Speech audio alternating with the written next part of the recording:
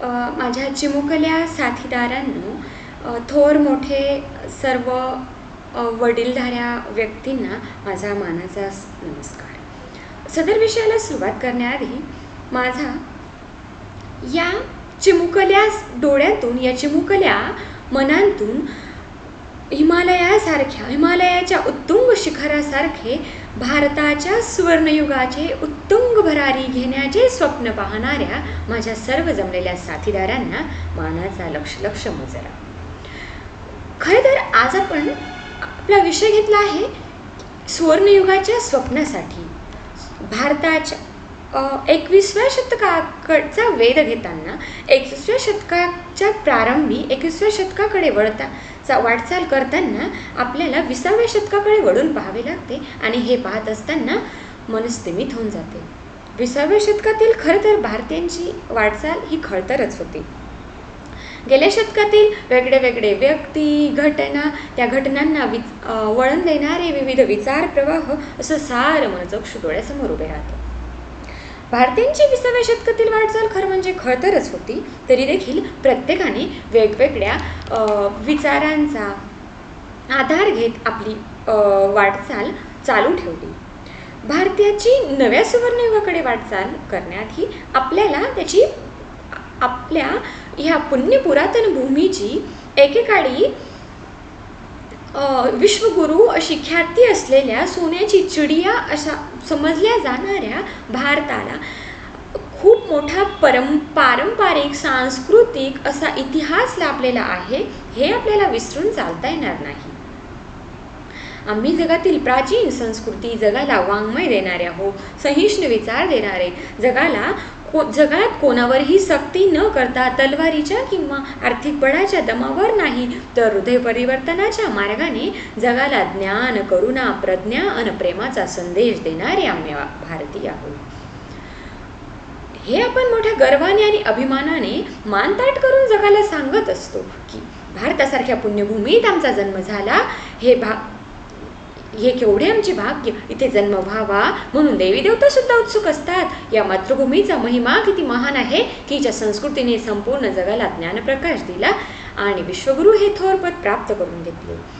हे जेव्हा आम्ही अभिमानाने सांगत असतो, या सर्व सांगण्याला अर्थ उरत नाही जर आमचं वर्तमान आपापसात फुटलेलं, जातीपातींमध्ये वाटलेलं, तुशाना कमिशाना याच्यातच राहिलेलं, भाषा, राज्य, प्रांत यांच्या आपापसातील भेदांमध्ये भांडणात वाया गेलेलं राहिलं, तर आमच्या या सर्व वैभवशाली, गौरवशाली इतिहासाला काही अर्थ उरत नाही.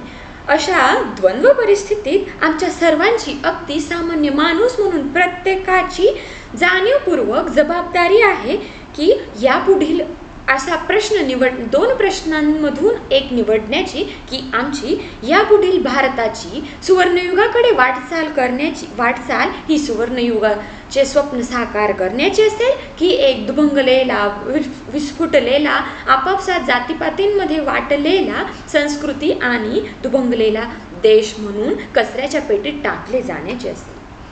इतिहास हा सर्वात मोठा क्रूर शत्रू असतो, म्हणून इतिहासातून काय शिकावं हे ज्याने त्याने आपलं स्वतःचं आकलन करून पुढची वाटचाल करण्याचा मार्ग ठरवायचा आहे. या सुवर्णयुगाच्या पहाटेची सुरुवात झाली ती एका महात्म्याच्या रक्ताने बरबटलेली पहाट आहे. या पहाटेचा सूर्य आपल्याला माहीत पाहिजे, पण तो रक्ताळलेला का होता याचीही माहिती आपल्याला असणं गरजेचं आहे. या सर्व पहाटेची सुरुवात होताना आणि या देशाची फाळणी, हे स्वातंत्र्य मिळालं, पण ते स्वातंत्र्य नव्हेच, या देशाची फाळणी झाली होती. तेही या साम्राज्यवादी गोऱ्या ब्रिटिश अधिकाऱ्यांच्यामुळे, त्यांच्या विविध धोरणांमुळे भारताची तुकडे करण्यात आले होते. आणि ती फाळणी नव्हे तर ते दंगली, वेगवेगळ्या दंगली आणि अशी रक्तबंबाळ झालेली पहाटच होती, म्हणून ती फाळणी म्हणता येईल, ते स्वातंत्र्य नव्हे. या सर्वाला हिंदू मुस्लिम संघर्षाची दीर्घ पार्श्वभूमी होती, हे नाकारून चालणार नाही.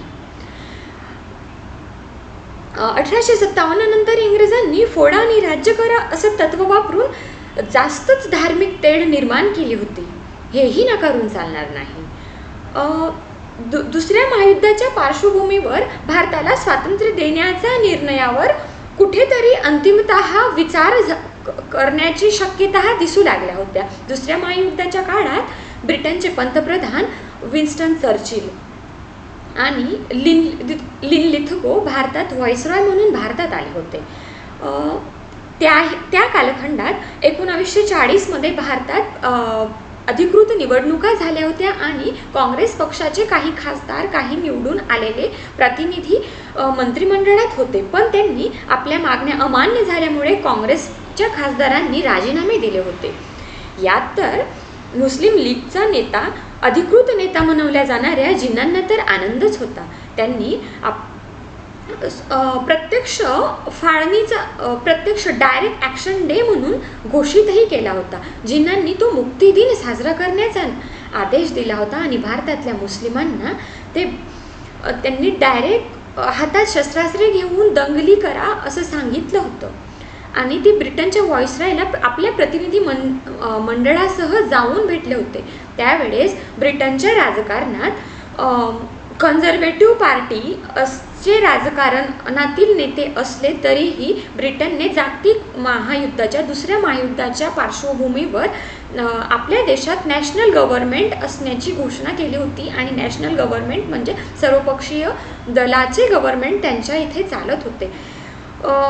आणि अशा पार्श्वभूमीवर त्यांच्यात आपापसात चर्चाही चालू होत्या की भारताला स्वातंत्र्य देण्याची आपण कशी तयारी करावी यावर त्यांचे विविध मतं मांडले जात होते त्यांच्या संसदेमध्ये. ह्याच कालखंडात जपानने 7 डिसेंबर 1941 अमेरिकेच्या तळावर हल्ला केला होता. पर्ल हार्बर घडवून आणलं. त्यावेळेस अमेरिका हा जागतिक राजकारणापासून आयसोलेट होता असं म्हटलं जातं. परंतु या जागतिक दुसऱ्या महायुद्धाच्या वेळी अमेरिका आयसोलेट होता हे जरी म्हणलं जातं, पण त्याची खरी पार्श्वभूमी वेगळी आहे.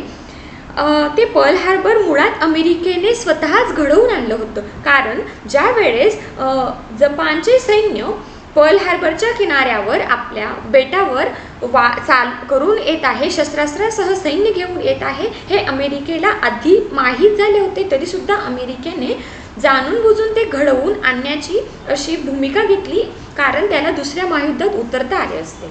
आणि पर्ल हार्बर घडले. शेवटी पर्ल हार्बर घडले आणि अमेरिका दुसऱ्या महायुद्धात उतरली.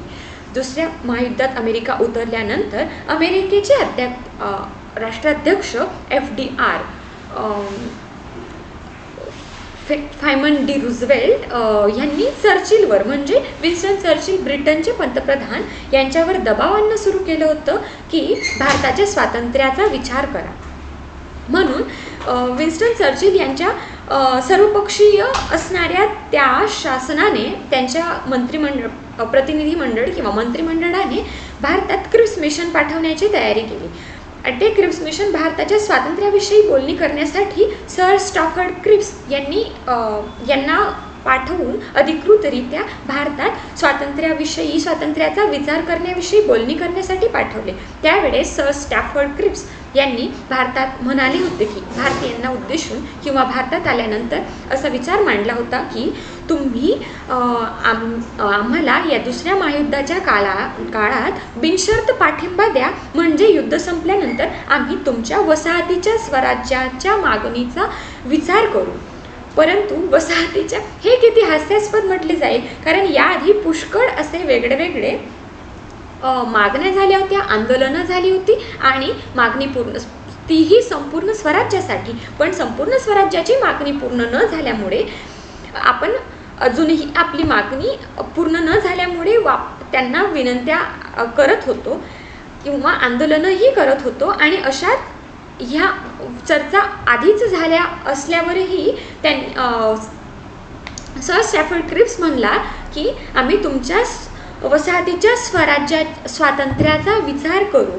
यावर स्पष्टपणे गांधीजींनाही त्याचं म्हणणं मान्य नव्हतं आणि इतर कोणत्याही राजकीय नेत्यांना, त्यावेळच्या राजकीय पुढाऱ्यांना मान्य नव्हतं. म्हणून भारताने ती बाब अमान्यच केली मुळात आणि त्यांचे मिशन फेल झाले. क्रिप्स मिशन फेल झाले. पण जर गंभीर जास्त खोलात अभ्यास करून पाहिले तर मुळात त्यांनी क्रिप्स मिशन पाठवलेच फेल होण्यासाठी होते, कारण ते त्यांनी स्वइच्छेने भारताच्या स्वातंत्र्याचा विचार करू म्हणून पाठवले नव्हते. त्यांनी कोणाच्या तरी दबावाखाली म्हणजे FDRच्या दबावाखाली येऊन भारतात नावाला ते मिशन पाठवलं होतं, म्हणून त्यांना ते मिशन फेल झाल्याचा काही बरं वाईट किंवा आनंद दुःख असं काही वाटलं नव्हतं. याही आधी क्रिप्स मिशन नंतर वेवेल मिशन आलं, नंतर कॅबिनेट मिशन आलं. मुळात वेवेल मिशन आणि कॅबिनेट मिशनच्या दरम्यानच्या कालखंडात ब्रिटनमध्ये निवडणुका झाल्या होत्या. त्या निवडणुकांमध्ये लेबर पक्षाचा नेता क्लेमन ॲटली पंतप्रधान झाले होते आणि चर्चिलचा पराभव झाला होता. क्लेमन ॲटली मुळात त्यांनी निवडणुका या मुद्द्यावरच लढवल्या होत्या की आपण भारताच्या स्वातंत्र्याचा विचार करू, आणि भारताला स्वातंत्र्याच्या मुद्द्यावरून निवडणुका लढवल्या होत्या आणि ते जिंकूनही आले होते. मग त्यांनी नंतर कॅबिनेट मिशन पाठवण्याचा विचार केला आणि कॅबिनेट मिशनमध्ये लॉर्ड माउंटबॅटन, लॉर्ड वेवेल यांनी भारताला स्वातंत्र्य द्यायचं अशी अधिकृत घोषणा घेऊनच ते भारतात उतरले होते. ऑक्टोबर 1948मध्ये भारतात आलेले लॉर्ड माउंटबॅटन यांनी भारताची फाळणी करायचीच हे ठरवूनच भारतात आले आणि जून 1947मध्ये फाळणी मान्य केली. त्यावेळेस काँग्रेस वर्किंग कमिटीनेही नाईलाजाने का असेना पण फाळणी मान्य केली होती. अशा वेळेला प्रश्न होतो की फाळणीला विरोध कोणी केला? फाळणीला विरोध करणारे भरपूर लोक होते. त्यात मी नाव घेऊ इच्छिते पुरुषोत्तम दास टंडन, जे ऑल इंडिया काँग्रेस कमिटीचे अध्यक्ष होते. त्यांनी ऑल इंडिया काँग्रेस कमिटी म्हणजे ती अधिकृतरित्या काँग्रेस कमिटी नव्हती, त्याहीपेक्षा ते संपूर्ण भारतातील विविध प्रांतांमधून नेते जमून ते वेगवेगळ्या विषयांवर आपली चर्चा करत असतात आणि मतं मांडत असतात. त्यावेळीच्या त्या भाषणात पुरुषोत्तम दास टंडन यांनी अधिकृतरित्या जाहीर केले होते की फाळणी कोणाला मंजूर आहे. तेव्हा कोणीही वर हात करून सांगितले नव्हते की आम्हाला फाळणी मंजूर आहे. याचा अर्थ स्पष्टपणे असा होतो की फाळणी कोणालाही मंजूर नव्हती. त्यावेळेस पुरुषोत्तम दास टंडन यांनी असं म्हटलं होतं की या फाळणीला निषेध करण्यासाठी आपण रस्त्यावर उतरू आणि आंदोलन करू. पण असं काहीही झालं नाही. हे का झालं नाही, फाळणीला विरोध का झाला नाही, याचं उत्तर आजही मिळू शकलं नाही. दुसरा विरोध करण्यामध्ये कोण होते? ते होते हिंदू महासभा. हिंदू महासभेचे त्यावेळेचे अध्यक्ष होते वीर सावरकर. मुळात वीर सावरकर हे खूप वयोवृद्ध झाले होते, थकले होते. ते मनाने आणि शरीराने थकले होते, म्हणून ते आधीपासूनच हिंदू महासभेतून आपली निवृत्ती मागत होते. पण आपल्या संस्कृतीत सवय आहे की कोणाला तरी उच्च पातळीवर बसवलं तर नंतर त्यांना आपण खाली उतरू देत नाही. अशातच असंच कुठेतरी झालं होतं ते वीर सावरकर यांच्यासोबत. वीर सावरकर यांना हिंदू महासभेचे अध्यक्ष होते, पण त्यांना हिंदू महासभेतून निवृत्ती देत नव्हते आणि त्यांच्या थकलेल्या वयोवृद्धपणामुळे हिंदू महासभेचा त्यावेळचा कारभार पाहत होते श्यामाप्रसाद मुखर्जी यांनी महासभेच्या अधिवेशनात ठराव संमत करून जाहीरपणे सांगितलं होतं की आपल्याला फाळणी मंजूर नाही, म्हणून आपण रस्त्यावर उतरून आंदोलन करू. पण हेही प्रत्यक्षात झालं नाही. प्रत्यक्षात आंदोलन का झालं नाही याही प्रश्नाचं उत्तर अजून मिळालं नाही. याचा सरळ असा अर्थ होतो की फाळणीच्या प्रश्नाला कोणीही विरोध करू शकलं नाही. स्वतः गांधीजी त्यांना फाळणी मान्य नव्हती, पण ते विरोध करू शकले नाही किंवा फाळणी थांबवू शकले नाही. पुरुषोत्तम दास टंडन किंवा स्वतः वीर सावरकर आणि श्यामाप्रसाद मुखर्जी कोणीही फाळणी थांबवू शकलं नाही किंवा विरोधही का केला नाही. त्यामुळे अखेर आपल्याला फाळणी स्वीकार करावी लागली. पण त्याही आधी 14 ऑगस्ट 1946मध्ये जिन्ना यांनी अधिकृतपणे जाहीरपणे डायरेक्ट ॲक्शन डे म्हणून घोषित केला होता. जिन्नांनी पुढे डायरेक्ट ॲक्शन डे घोषित केल्यानंतर पूर्ण एक वर्षभर पूर्ण देशभर दंगली चालू होत्या आणि त्या दंगलींमध्ये लाखो निरपराध लोकांचे प्राण गेले होते. पण ते दंगली पुन्हा प्रश्न येतो, त्या दंगली कोणी काय थांबवले नाही? तर लॉर्ड माउंटबॅटन आणि लॉर्ड वेवेल हे भारताचे गव्हर्नर होते, पण त्यांनीही विरोध केला नाही. ही हास्यास्पद गोष्ट वाटते. ते विरोध का करतील? मुळात त्यांनी भारताची फाळणी करणे, भारतात दंगली घडवून आणणे, हिंदू मुस्लिम ऐक्य फोडून 2 वेगळे वेगळे देश तयार करणे, हा मुळात ते मॅन्डेट घेऊनच भारतात उतरले होते, मग ते दंगलींना विरोध कसा करतील? तर त्यावेळेस दोन खूप इतिहासाचे जाणकार, राज्यशास्त्राचे, राजकारणाचे आणि आंतरराष्ट्रीय राष्ट्रीय राजकारणाचे जाणकार लोकांचं असं म्हणणं आहे की त्यावेळेस आपण दोन्ही गटांना एकत्र बोलावून चर्चा करून परिस्थितीवर मात केलं असतं तर किंवा दंगली थांबवल्या असत्या, भारताची फाळणीला विरोध करून थांबवलं असतं आणि अतिशय जास्त घाई न करता 1 वर्ष उशिरा का होईना मग स्वातंत्र्याचा विचार केला असता, तर आज भारताचं स्वातंत्र्याचं चित्र कुठेतरी वेगळं दिसू शकलं असतं. पण शेवटी इतिहास आहे. आता इतिहास आपण वापस जाऊन इतिहास पुन्हा बदलू शकत नाही, पण इतिहासातून आपल्याला धडा काय घ्यायचा आणि आपली पुढची भविष्य काळाची वाटचाल कशी करायची हे आपण वर्तमानात शिकू शकतो. पुन्हा याला थोडी पार्श्वभूमी मी दुसऱ्या महायुद्धाच्या काळातली देऊ इच्छिते की दुसऱ्या महायुद्धाच्या काळातच शीतयुद्धाचे पडसाद दिसू लागले होते. म्हणजे शीतयुद्धाचे पहिले पडगम दुसऱ्या महायुद्धाच्या काळातच वाजू लागले होते. शेवटी भारताला स्वातंत्र्य मिळाले होते 15 ऑगस्ट 1947ला, तेही फाळणी होऊन आता भारताची खरं म्हणजे नव्या युगाची वाटचाल, भारताची नव्या पहाटेची सुरुवात होणार होती. तेही भारताला अशा या महान खंडप्राय देशाला पंतप्रधान लाभले होते पंडित नेहरू. पंडित नेहरू यांचं त्यावेळचं व्यक्तित्व हे जगाच्या राजकारणात एक महाकाय व्यक्तिमत्व म्हणून ते वावरत होते. आणि अशाच काळात स्वातंत्र्य मिळवून 10 वर्ष झाल्यानंतर सोव्हिएत रशियाचे अध्यक्ष निकिता क्रुश्चेव भारताला भेट देण्यासाठी येणार होते. त्यावेळेस ते दिल्लीला उतरणार होते. तेव्हा नेहरूंनी क्रुश्चेव यांच्या स्वागतासाठी सर्वपक्षीय प्रतिनिधी मंडळ स्थापन केले आणि प्रतिनिधी मंडळ बोलावून घेतले. असं आंतरराष्ट्रीय राजकारणामध्ये किंवा आंतरराष्ट्रीय कूटनीतीमध्ये कुठलंही नियम नाही किंवा कुठलं त्यांच्यावर बंधन नव्हतं की त्यांनी सर्वपक्षीय प्रतिनिधी मंडळ बोलावले पाहिजे. पण ते नेहरूंनी आपल्या दूरदृष्टिकोन म्हणा किंवा सहिष्णु बुद्धीने त्यांनी ते केलं होतं. आणि त्याही आधी स्वतः पंडितजी सोव्हिएत रशियामध्ये जाऊन गेले होते. स्वातंत्र्याआधी आणि स्वातंत्र्यानंतरही ते पुष्कळदा सोव्हिएत रशियामध्ये भेट देऊन आले होते. ते स्वतः पंडितजींनी ते सोव्हिएत रशियाच्या समाजवादी प्रगतीने भारावून गेलेले होते. त्यावेळेस पंडितजींनी जगामध्ये जागतिक राजकारणात भारताच्या नावाचा व पंडित नेहरू, जवाहरलाल नेहरू हे व्यक्तिमत्व एक टायटन म्हणून वावरत होते. तो मग प्रश्न कोरियाचा असू द्या, आफ्रिकेच्या स्वातंत्र्याचा, आफ्रो आशियाई देश, लॅटिन अमेरिकी देशांचं स्वातंत्र्य याकरता पॅरिस, जिनिव्हा, ज्युरिक या सगळ्या ठिकाणी भरणाऱ्या परिषदांमध्ये भारताला फार मोठे स्थान होते. त्या भरणाऱ्या परिषदांमध्ये प्रत्येक वेळेस नेहरूजींच्या मतांचा विचार केला जायचा की या प्रश्नावर नेहरूंचं काय मत आहे. आपण पाहायला गेलं तर इंडोनेशियाच्या स्वातंत्र्य चळवळीमध्ये आपण म्हणू शकतो की नेहरूजींचा खूप मोठा सिंहाचा वाटा आहे. दुसऱ्या महायुद्धानंतर नेदरलँड्स यांनी इंडोनेशियातून पाऊल मागे घ्यायला पाहिजे. त्यातून जो स्वातंत्र्य लढा उदयास आला त्या स्वातंत्र्य लढ्याचे मुख्य नेते डॉक्टर सुहार्तो आणि डॉक्टर सुकार्तो हेही पंडित नेहरूंना किंवा भारताला आदर्श ठेवून ते सल्ला विचारत होते. पंडित नेहरू त्यावेळेस जागतिक राजकारणामध्ये मी जसं म्हणलं मगाशी की महाकाय व्यक्तिमत्व म्हणून वावरत होते. वैयक्तिक पण पंडितजींचं व्यक्तिमत्व, त्यांची इंग्लिशवरचं प्रभुत्व, त्यांचा विविध लोकशाह्यांचा अभ्यास, आंतरराष्ट्रीय राजकारणाचा अभ्यास हेही खूप महत्त्वाचं होतं. आणि त्याहीपेक्षा महत्त्वाचं म्हणजे भारत एक महान राष्ट्र, खंडप्राय राष्ट्र, कोट्यावधींचं राष्ट्र मध्ययुगीन अंधाराच्या कोठडीतून जागं होऊन आडोके पुडोके घेत एक आधुनिक राष्ट्र बनत आहे आणि जाणीवपूर्वक लोकशाहीचा मार्ग स्वीकारला आहे.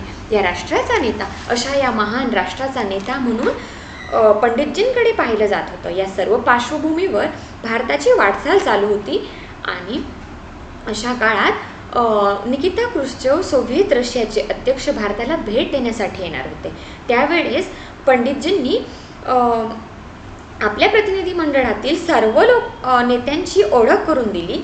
एकेकानंतर ओळख करून दिल्यानंतर वेळ आली त्या प्रतिनिधी मंडळामध्ये त्यावेळचे तरुण तडफदार नेतृत्व असामान्य वक्तृत्व, असामान्य कविता, असामान्य राजकारणाचा अभ्यास असलेलं व्यक्तिमत्व उदयास येत होतं, ते म्हणजे अटलजी. अटलजी त्यावेळी अगदी तरुण वयात होते आणि प्रतिनिधी मंडळामध्ये ते पहिल्यांदा निवडून आले होते. त्यावेळेस ओळख करून देताना, निकिता क्रुश्चेव यांना ओळख करून देताना पंडित नेहरूंनी असं म्हटलं होतं की नाव meet the future prime minister of India. या एका उदाहरणातून मला पंडित नेहरूजींची सहिष्णु बुद्धी, त्यांचा दूरदृष्टिकोन आणि लोकशाहीबद्दल असलेला आदर किंवा लोकशाही मूल्यांची असलेली जाण यातून दिसून येते. ते कितीही जनसंघाचा कट्टर विरोधक असले, विरोध करत असले, विचारधारा वेगवेगळी असली तरीही त्यांनी समोरच्या विरोधी पक्षातील नेत्याचा त्यांच्यातील कर्तृत्व ओळखून, त्यांच्या विचारांचा, कर्तृत्वाचा सन्मान करून, दूरदृष्टी ठेवून त्यांनी आधीच त्यांना आदरपूर्वक सांगून दिलं होतं की नाव meet the future prime minister of India. म्हणजे हे भविष्यातील भारताचे, लोकशाही राष्ट्राचे पंतप्रधान बनू शकतील असं त्यांनी भविष्य वर्तवलं होतं.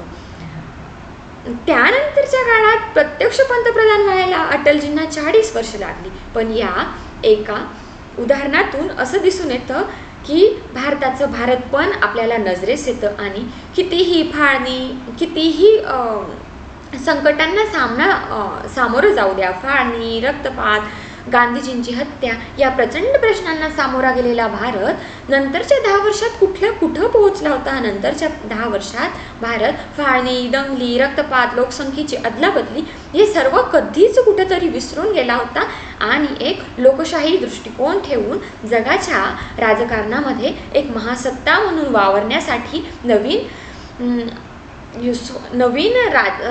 आपलं राजकारणामध्ये, जागतिक राजकारणामध्ये आपलं उच्च स्थान मिळवून झालेलं होतं. भारत हा एक अखंडप्राय देश म्हणून जागतिक राजकारणात महासत्ता म्हणून उदयास येण्याची तेव्हाच तिथे पहाट झालेली होती आणि ती सुरुवातही दिसू लागली होती. त्यावेळेस ही कितीही इतिहासातील क्रूर आणि रक्तबंबाळ फाडणीचं चॅप्टर घडवून आणणारं असलं, परंतु आपण त्यात जिंकले असले, त्यांनी आपलं स्वतःचं स्वप्न साकार केलं असलं की भारताच्या उरावर दोन्ही साईडला विरोधी देश, एक राष्ट्र, 2 विरोधी राष्ट्र म्हणून त्यांनी उभे केले असले, माउंट बॅटन जिंकला असला, भारताची फाळणी करणे हे त्याचं ध्येय पूर्ण झालं असलं, भारताला त्यावेळेस फाळणीची कितीही चटका सोसावा लागला असला तरी नंतरच्या 10 वर्षाच्या काळात आणि त्याही नंतरच्या आजपर्यंतच्या 60, 70, 80 वर्षांच्या काळात भारताने कुठेतरी आपली प्रगती ही आसमंताला पोहोचली आहे हे सिद्ध करून दाखवलं आहे. आणि कोणीही जाणकार हे अमान्य करू शकणार नाही की भारताने आपली प्रगती ही साध्य केलेली आहे. ह्या सर्व प्रगती साध्य करण्याला मी तर म्हणते भारतातील युवक, वेगळे नेते, वेगवेगळ्या विचारधारा, पक्ष कितीही असले तरी एकमेकांचा आदर करून, आपली एकमेकांचे विचार वेगळे असू शकतील पण आपण कोणाचे शत्रू नाही, आपली सहिष्णु वृत्ती, आपला जगाला आपण आधीपासून देत असलेलं ज्ञान, संस्कृती यांचा वारसा टिकून ठेवत लोकशाही मार्गाने, सहिष्णू मार्गाने आपण आपलं स्वातंत्र्य अबाधित ठेवत आहोत हे युवकांनी दाखवून दिलं आणि म्हणून आपली भारताची वाटचाल इथपर्यंत पोहोचली आहे. याही पुढे आपल्याला भारताची अशीच वाटचाल चालू ठेवायची आहे आणि एक जागतिक महासत्ता म्हणून आपल्याला जागतिक राजकारणामध्ये उदयास यायचं आहे आणि सुवर्णयुगाच्या स्वप्नासाठी कार्य करत राहायचं आहे. आणि निश्चितच आपण सर्वजण या सुवर्णयुगाच्या स्वप्न साकार करण्यासाठी आपला खारीचा का वाटा असेना पण तो देणार आहात आणि निश्चितच आपण प्रत्येकजण आपापली जबाबदारी, कर्तव्य पूर्ण करणार आहेत किंवा करण्यासाठी प्रत्येकजण कार्य करतच आहे आपापल्या परीने. प्रत्येक क्षेत्रामध्ये आपल्याला जमेल तेवढं उत्तुंग भरारी घेण्याचं कार्य प्रत्येकजण करत आहे. त्याबद्दल मी धन्यवाद मनापासून व्यक्त करते, आभार व्यक्त करते आणि पुढच्या या सुवर्णयुगाच्या वाटचालीकडे जाण्यासाठी माझ्या मनापासून खूप खूप शुभेच्छा देते. चला तर मित्रांनो, धन्यवाद.